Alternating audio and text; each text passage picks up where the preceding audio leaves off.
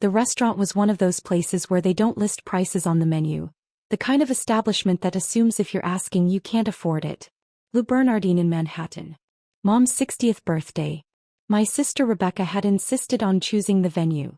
It's Mom's special day, Rebecca had announced 3 weeks ago during our family video call. Somewhere elegant. Somewhere worthy of the occasion.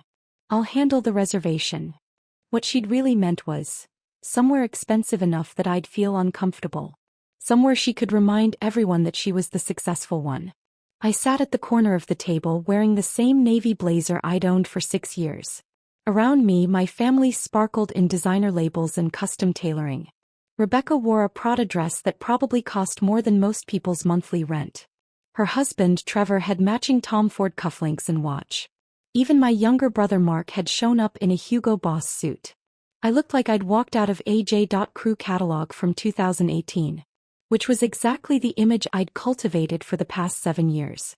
So, little brother, Rebecca said as the second bottle of wine arrived, a $400 Bordeaux that Trevor had selected with performative expertise. Still doing your internet thing? The table went quiet. It was a familiar pause, the kind that preceded Rebecca's carefully crafted humiliations. Yes, I said simply. Still doing that. Daniel runs a successful online business. Mom interjected hopefully. My mother, ever the peacemaker, trying to defend me with words she didn't really understand. Rebecca's laugh was crystalline and cutting. Mom, stop. It's sweet that you're supportive, but let's be realistic. She turned to me, her expression a perfect blend of pity and condescension. How much are you actually making from your little blog or whatever it is? It's not a blog, I said calmly. It's an investment and venture capital firm. Trevor snorted into his wine. A venture capital firm. That's adorable. Rebecca, did you hear that? Your baby brother thinks he's running a VC firm. Rebecca patted my hand in a gesture that made me feel like I was 8 years old again. Danny, there's no shame in admitting you're still figuring things out. You're what, 27? Most people your age are still entry-level somewhere. The fact that you're trying entrepreneurship it's cute. I'm 28, I corrected quietly. Right, 28. Still so young. She sipped her wine. Trevor and I were talking, and if you need help we might be able to get you an interview at my company. Maybe something in operations? Or assistant to one of the junior project managers. My sister was 33. She'd graduated from Wharton 5 years ago and immediately joined a tech startup called Neural Edge, a machine learning platform for enterprise clients. Her MBA and connections had landed her a VP of business development role, and she'd spent the past 5 years making sure everyone knew about her success. Neural Edge had raised $380 million across 3 funding rounds. Rebecca had been featured in Forbes 30 Under 30. She spoke at conferences. She posted on LinkedIn constantly about disruption and innovation and scaling. She had no idea that I'd been her company's largest investor since Series A. That's generous, I said, cutting into my $75 Dover sole. But I'm happy with my current work. Mark jumped in, younger brother solidarity evaporating the moment Rebecca gave him an approving look. Come on, Dan. Mom said you're still living in that studio apartment in Queens. When are you going to get serious about your career? I like my apartment, I replied. It was true. The 600-square-foot studio near Astoria Park cost me $1,800 a month and was walking distance to the subway. Perfect cover for someone managing a $680 million investment portfolio. You like it because you can't afford anything better, Rebecca said. Which is fine. Not everyone can be high earners. Some people are just more practical. Trevor leaned forward, clearly enjoying himself. Rebecca told me you asked to borrow money for rent last year? I had $1,200 in March 2024, when I was deliberately living lean while allocating capital to 3 new portfolio companies. I'd paid Rebecca back within 2 weeks, but she'd never let me forget it. I paid you back, I said quietly. Of course you did. I'm not saying you're irresponsible.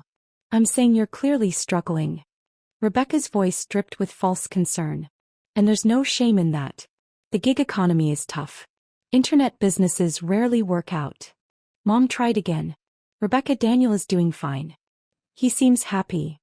Mom, I love you, but you don't understand business. Rebecca set down her fork with the air of someone about to deliver uncomfortable truth. Danny's been building his internet business for 7 years. 7 years. If it was actually successful, we'd see results by now. Real businesses scale. They generate revenue. They create wealth. She gestured around the table. Look at us. Trevor's a partner at his law firm. Mark just made VP at Goldman. I'm running business development for a company valued at over $1 billion. We're contributing to the economy. We're building real things. And Danny's. Trevor paused theatrically. What exactly do you do again? I identify promising startups and provide capital in exchange for equity, I said, keeping my voice level. Then I help them scale. Rebecca actually laughed out loud. With what capital? Danny, you borrowed $1,200 from me for rent. How are you investing in anything? The waiter arrived with desserts. Crème brûlée, chocolate soufflé, a cheese course. Another $200 on the tab that Trevor made a show of covering. This is on us, Rebecca announced. Happy birthday, Mom. And don't worry about contributing, Danny. We know money's tight. It was the casual dismissal that finally triggered my decision. Not the mockery, I'd endured that for years. Not the condescension, I'd built immunity to that. It was the assumption that I couldn't even afford to split a dinner bill. I pulled out my phone under the table and opened Signal, my encrypted messaging app for sensitive communications. My investment team consisted of 3 people. Sarah Chin, my portfolio manager at Apex Capital Partners. James Rodriguez, my legal counsel specializing in VC contracts. And Patricia Walsh, my financial advisor who handled the complex web of investment vehicles I'd built over 7 years. I opened a group chat. Daniel. Emergency liquidation required. Neural Edge complete withdrawal. All positions across entities. Timeline. Immediate. The response came within seconds. Sarah. Confirming full Neural Edge exit? That's $152 million across 4 entities. Daniel. Confirmed. Execute now. Patricia. This will trigger disclosure requirements. Board will be notified within 20 minutes.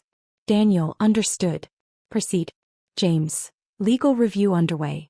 We'll have documents ready within the hour. I set my phone face down on the table and returned my attention to the dessert I wasn't eating. Rebecca was telling a story about her latest client acquisition. A Fortune 500 company that had chosen Neural Edge over 3 competitors. She gestured expressively, her diamond bracelet catching the candlelight. The deal was worth $8 million annually, she said. Can you imagine? $8 million. That's what real business looks like. That's what happens when you play in the major leagues. Impressive, I murmured. It is impressive, Trevor agreed. Unlike some people, Rebecca actually understands how to generate value in the marketplace. My phone buzzed. I glanced down. Sarah. Series A liquidation initiated. $47 million processing.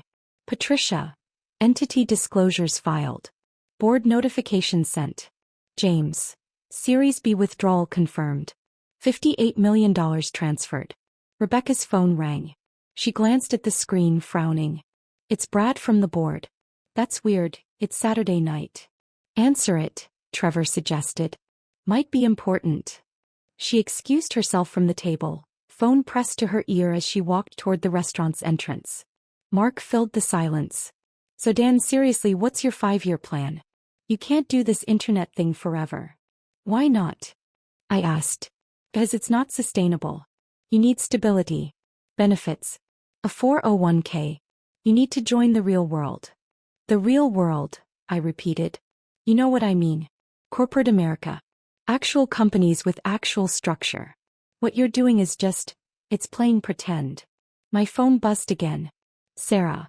Series C liquidation complete. $47 million transferred. Total withdrawn. $152 million. Patricia. Neural Edge board has been notified. Kyo is being briefed. James. All positions cleared. 0 remaining equity in Neural Edge across all entities. Through the restaurant's floor-to-ceiling windows, I could see Rebecca pacing on the sidewalk, her free hand gesturing wildly as she talked on the phone. Even from inside, I could see the color draining from her face. Trevor's phone rang next. Then Mark's. Then surprisingly Mom's. What in the world? Mom said, looking at her screen. It's Rebecca calling me. But she's right outside.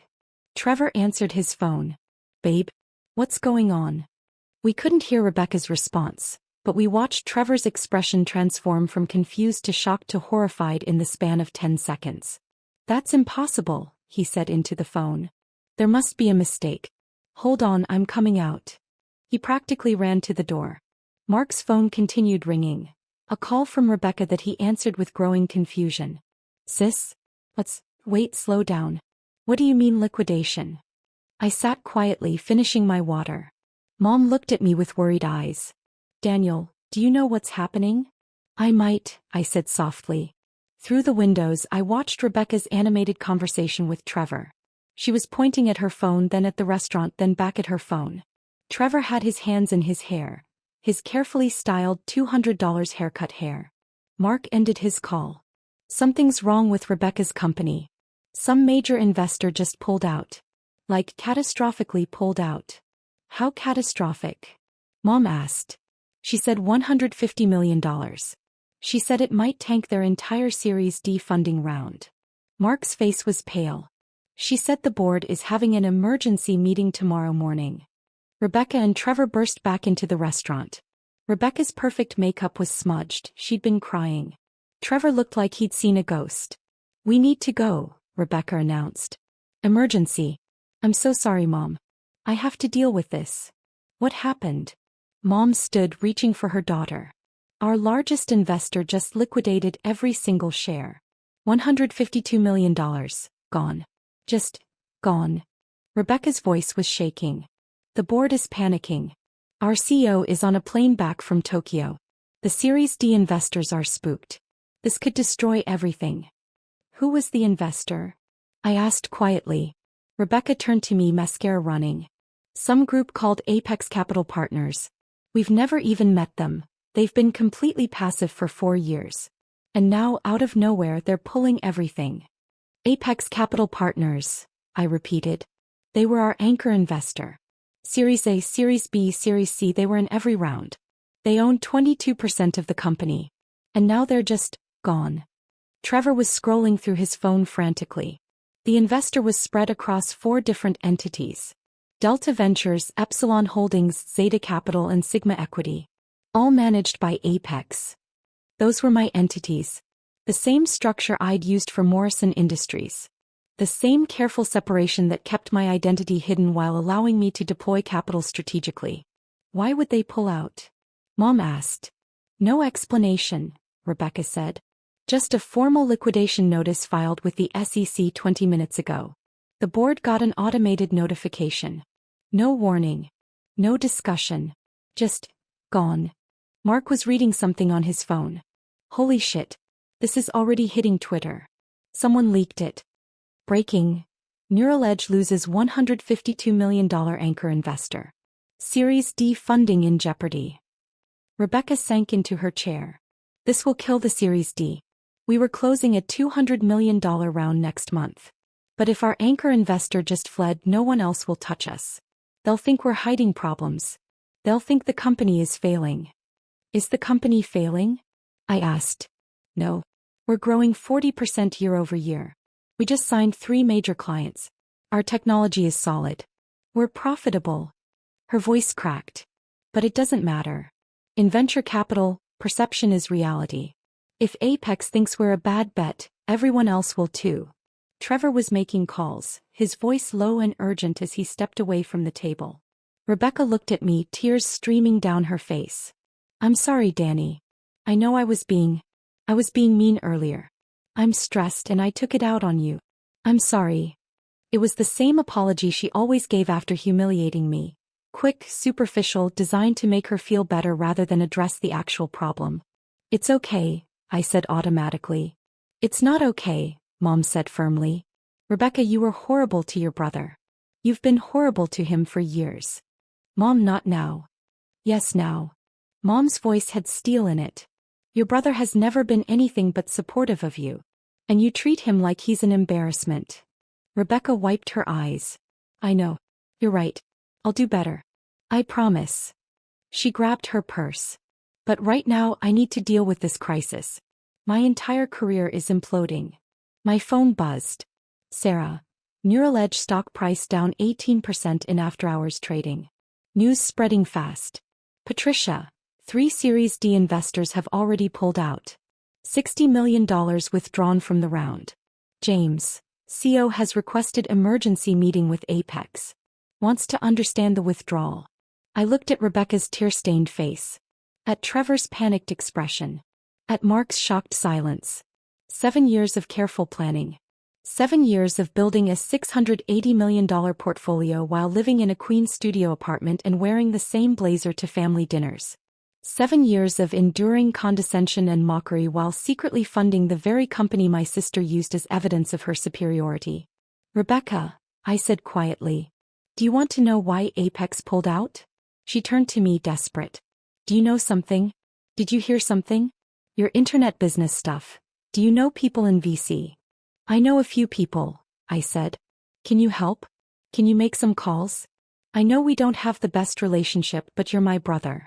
If you know anyone who might invest or who might talk to Apex.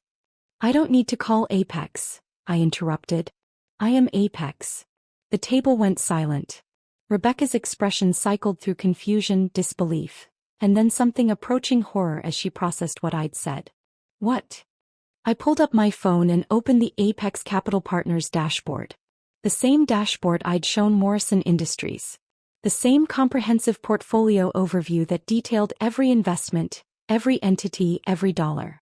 Apex Capital Partners, Principal Investor Daniel Robert Chin. Total assets under management, $680,447,332. Recent transaction. Neural Edge Incorporated complete liquidation. Delta Ventures LLC, $47,200,000. Epsilon Holdings LP, $58,100,000. Zeta Capital Partners, $31,500,000. Sigma Equity Group, $15,200,000 total withdrawal. $152 million status. Complete. I connected my phone to the restaurant's display screen. The same screen they'd been using to show photos of Mom throughout the evening. The portfolio filled the wall-sized display. Rebecca stood slowly, walking toward the screen as if in a trance. That says your name. Yes. But that's not possible. You asked me for rent money. I borrowed $1,200 as a test, I said calmly. I wanted to see if you'd lord it over me. You did. Trevor was staring at the display. You have $680 million?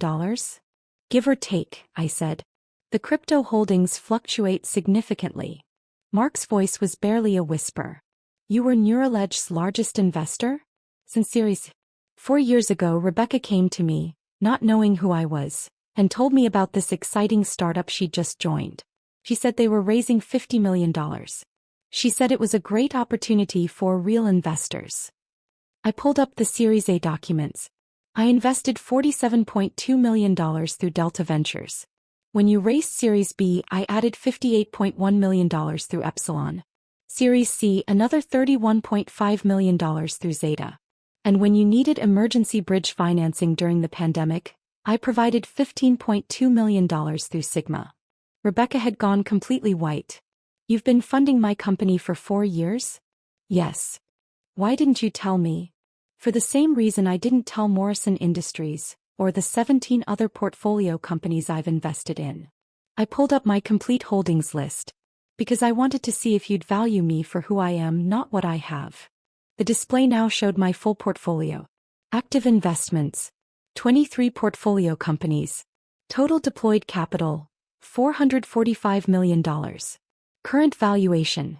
$680 million.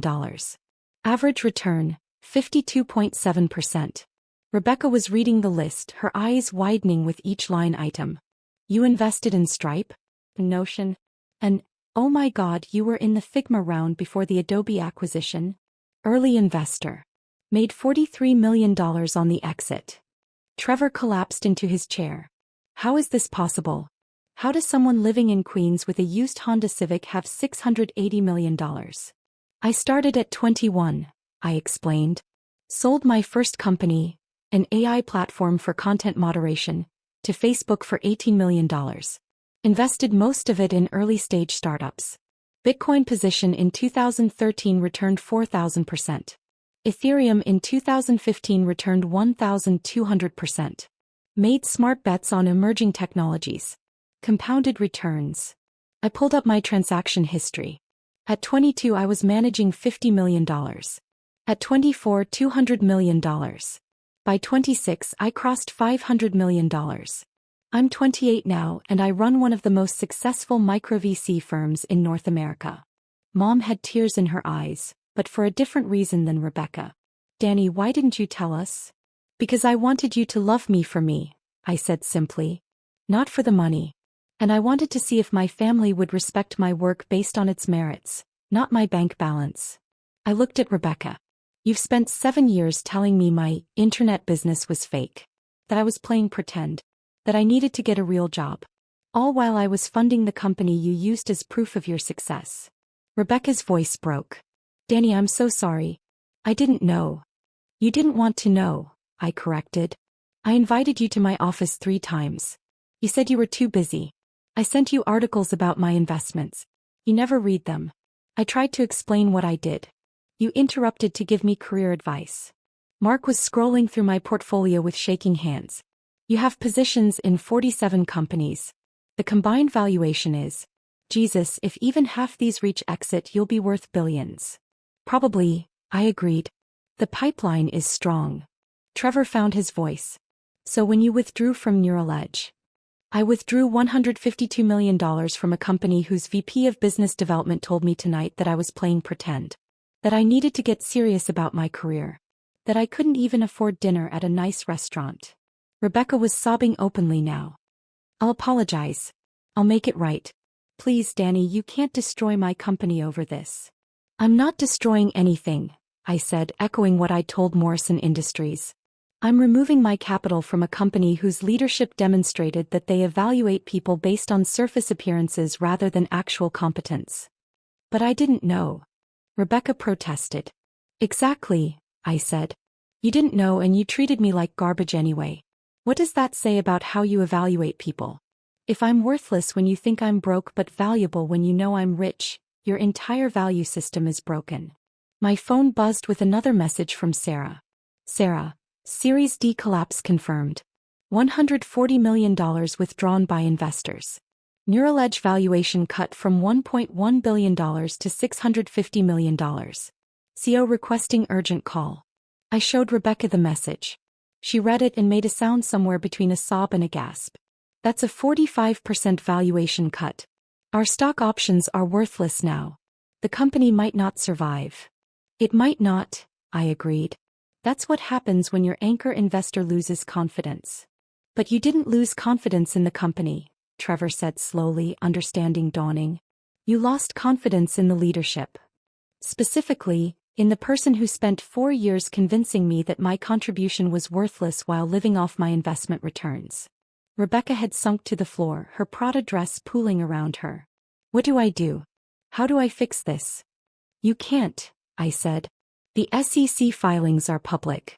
The liquidation is complete. My capital has already been reallocated to companies whose leadership treats people with respect regardless of their perceived status. Mark was still staring at the portfolio display. Where did it go? The $152 million. I pulled up my recent allocation decisions. I split it across 4 new investments. A biotech startup founded by a former janitor who taught himself molecular biology.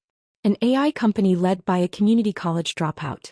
A renewable energy firm started by 3 women who couldn't get funding from traditional VCs. And a logistics platform built by a warehouse worker who spent 10 years learning supply chains from the ground up. People like you, Mom said softly. People who were underestimated, I corrected. People who built something real despite everyone telling them they weren't qualified. People who proved that competence isn't about credentials, it's about execution. Rebecca was making phone calls now, frantic conversations with board members and investors. Trevor had joined her. Both of them huddled in the corner trying to salvage what they could. Mark sat across from me, his expression shell-shocked. I can't believe you lived like this. The apartment, the clothes, the borrowed rent money, all while managing $680 million. It was necessary, I explained. If people knew, they'd treat me differently. They'd want things from me. They'd see the money instead of me. This way I got to see who people really were. And we failed the test. Spectacularly. Mom reached across the table and took my hand. I'm proud of you. I always have been, even when I didn't understand what you were doing. But Danny, you should have told us. Not because of the money, but because you're our family. We should have known you were struggling with how we treated you. I wasn't struggling, I said. I was observing. And learning. And building something that didn't require your approval. Rebecca returned to the table, her phone clutched in her hand like a lifeline. The CEO wants to meet with you. He's willing to fly anywhere. He'll give you board seats, advisory position, whatever you want. Just please reconsider. I don't want board seats, I said. I want you to understand something fundamental about business and about people. You can't tell someone they're worthless and then expect them to save you when you realize they're valuable. That's not how respect works. I know, and I'm sorry. I'll do anything. Will you? I interrupted. Tomorrow morning your company will open 40% lower. Your employees will panic. Some will quit. Your competitors will smell blood. You'll spend the next year rebuilding credibility you shouldn't have lost. I stood up, pulling out my wallet to leave cash for my untouched dessert. And through all of that, I want you to remember, the person you dismissed as a failure, the person you mocked for his internet business, the person you offered to get an entry-level job interview, that person funded your entire career. Your Forbes feature, your conference speeches, your LinkedIn posts about disruption and innovation, all built on capital from someone you considered beneath you. Rebecca was crying too hard to respond. Trevor tried instead. Danny, be reasonable. Rebecca made mistakes, but you're destroying dozens of lives. Neural Edge has 200 employees. They'll lose their jobs if the company fails. Then Rebecca should have thought about those 200 employees before she decided to spend dinner humiliating the person who kept their salaries funded. I picked up my jacket. I'm responsible for my investment decisions. Rebecca is responsible for her leadership decisions. Actions have consequences. Mark stood abruptly. Wait, I was part of this too. I mocked you. I told you to get serious. I'm sorry. What can I do? Nothing, I said. You can do nothing. That's the point. For 7 years you could have asked about my work. You could have shown interest. You could have treated me with basic respect. You chose not to. Now the opportunity is gone. Mom walked me to the door. Will you come to Sunday dinner next week? I'm moving to Palo Alto on Wednesday, I said. I'm opening a physical office for Apex. I have 17 portfolio companies that need hands-on support. You're leaving New York? It's time. I've learned everything I needed to learn here. She hugged me tightly. Call me, please.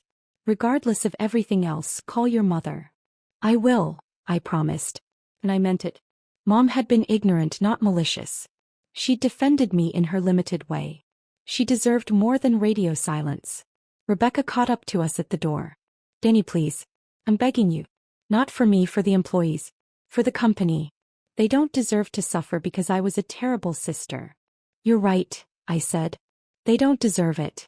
Which is why you should have been a better leader. A better sister. A better person. I handed her a business card.